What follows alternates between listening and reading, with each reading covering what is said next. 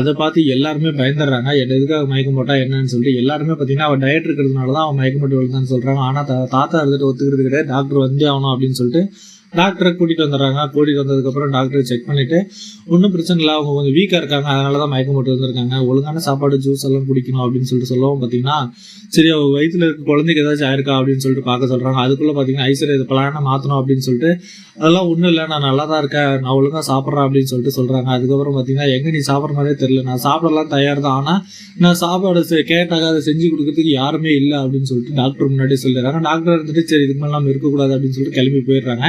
அதுக்கப்புறம் தான் பார்த்தீங்கன்னா டாக்டர் போனதுக்கு அப்புறமா எல்லாருமே கேட்குறாங்க, என்ன இப்படி பேசிட்டு இருக்க, உனக்கு கேட்கறத யார் செஞ்சு தரல அப்படின்னு கேட்டால் மகா தான் நாங்கள் எது கேட்டாலுமே செஞ்சு தர மாட்டேங்கிறா அப்படின்னு சொல்லிட்டு மகா மேலே பழிய தூக்கி போடுறாங்க. உடனே பார்த்தீங்கன்னா நீ என்ன கேட்டு செய்யல அப்படின்னு சொல்லி கேட்டு அதை செஞ்சு மகா வச்சிருப்பாங்க. அதனால பார்த்தீங்கன்னா மகா செஞ்சது எந்த தப்புமே இல்லை அப்படின்னு சொல்லிட்டு எல்லாருமே மகாவை ப்ரூவ் பண்ணாமல் காயத்ரி எடுத்துட்டு வந்து ப்ரூவ் பண்ணி காட்டிடுறாங்க.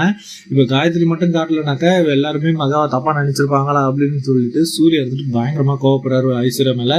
அது மட்டும் இல்லாமல் இதுக்கு மேலே மறுபடியும் சொல்லிட்டு இருக்க மாட்டா, ஒழுங்காக பார்த்துக்க கௌதம் அப்படின்னு சொல்லிட்டு கௌதமாக வான் பண்ணிட்டு கிளம்பி போயிடுறாரு.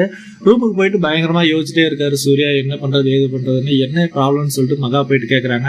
ஒன்றும் இல்லை, டிராயிங் எல்லாம் செக் பண்ணுறதுக்கோசம் வராங்க, அதில் என்ன கரெக்ஷன் சொன்னால் அதை மாற்றுறதுக்கு ஸ்ரேயா தான் வரணும் அப்படின்னு சொல்லிட்டு சொல்கிறாங்க. உடனே பார்த்தீங்கன்னா மகா வந்துட்டு நம்ம வீட்டுக்கார் ரொம்ப கஷ்டப்படுறாரு, இப்போ அவங்களுக்கு இருக்க பிரச்சனையை நம்ம சால்வ் பண்ணா நம்ம தான் போய் ஆகணும்னு சொல்லிட்டு உடனே பார்த்தீங்கன்னா அவங்க பிளான் பண்ணிடுறாங்க. அடுத்த நாள் போயிட்டு எந்த ப்ராப்ளம் இருந்தாலும் நான் ரெடி பண்ணி தரேன் அதில் அப்படின்னு சொல்லிட்டு மகாவே போயிட்டு அங்கே நின்று ரெடி பண்ணி தரதுக்கு பிளான் ஆகுறாங்க.